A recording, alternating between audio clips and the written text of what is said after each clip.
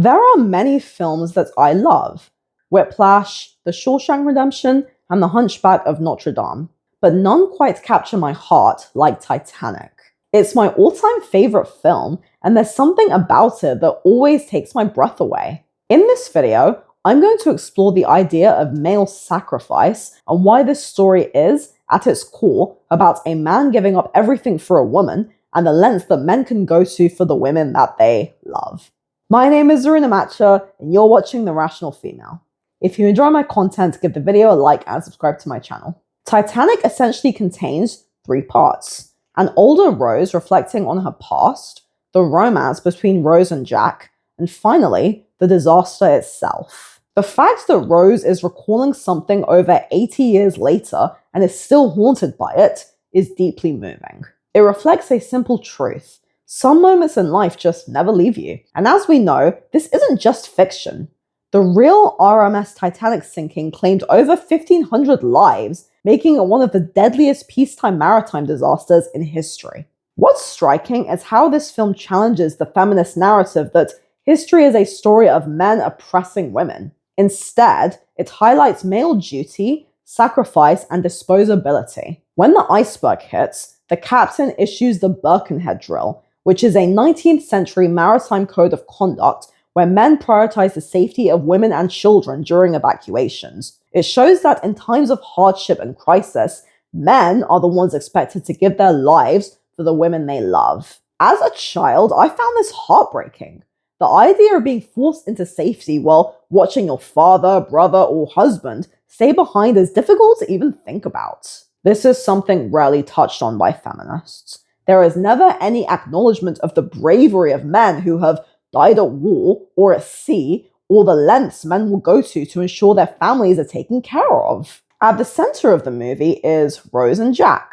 Rose appears to have everything: wealth, beauty, and status, yet she's trapped in a life she didn't choose, engaged to a controlling man, and pressured by a cold, selfish mother. The first time Rose and Jack meet is when Jack steps in to stop her from throwing herself overboard. It's interesting that Jack is instantly presumed to have done something wrong by the men around him. This is because he looks like a man taking advantage of a woman, and there is an instinct in men to protect women from potentially dangerous men. But it's also a clear class distinction, which the movie highlights well. Rose is wealthy and Jack is poor. I would argue that humans have been far more divided historically by class than by race or gender. Class transcends race and gender. A wealthy black person has more privilege than a poor white person. As their relationship develops, what stands out is Jack's kindness. He sees Rose clearly, and he encourages her to live fully, not just exist within social expectations. Then comes the turning point. Jack is falsely accused of stealing the heart of the ocean and is handcuffed below deck. This scene made me cry as a child because I hated how unjust it was for him to be accused of something he didn't do. Rose's decision to go back and save him is one of the most powerful moments in the film. She rescues him from what would have been a terrifying death, trapped and unable to move as water rises around him. Disney films also show examples of women rescuing men from death, which I talk about in another video. Of course, we all know what happens in the end. Jack dies, and I know there is a huge online debate about how Jack could have survived, but I strongly disagree. Jack does try to lift himself up onto the door, but it starts to sink when he gets on. The door may have been wide enough to fit them both, but it was not strong enough to hold the weight of both of them. Rose gets on, and I believe it's then that Jack has a realization that he's going to die. One may ask, what was the point of Rose saving Jack if he died anyway? The answer is simple.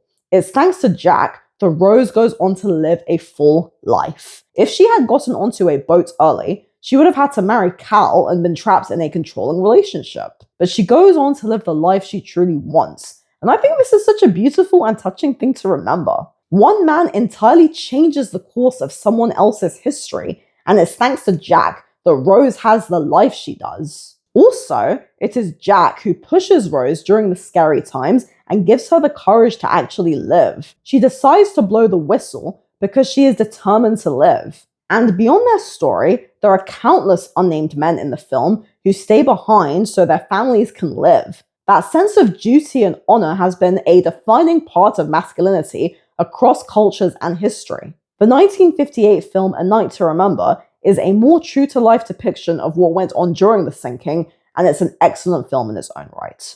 Overall, Titanic endures because it speaks to something deeper than romance.